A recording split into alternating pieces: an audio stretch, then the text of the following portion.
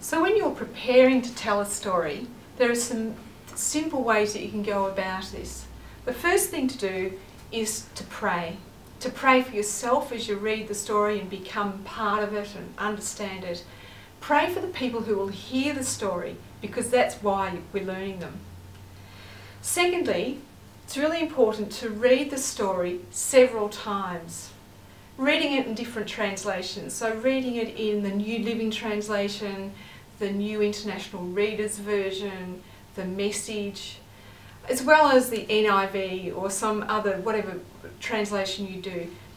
As you read it in different translations, you'll pick up different nuances, different ways of being able to express things. And also I'd read a commentary and try and get the main flow of the story. What's the main point of the story? But also while you're doing the reading, be thinking about what are some of these big Bible words and how can I make them simple? So we pray, we read, and then we analyse it. We analyse the text. So what's the flow of the story? What are the different scenes in the story? How can I tell the story in a way that will link up the main themes and be able to use simple language? So we pray, we read, we analyse it, and then we learn the story. We start telling it out loud.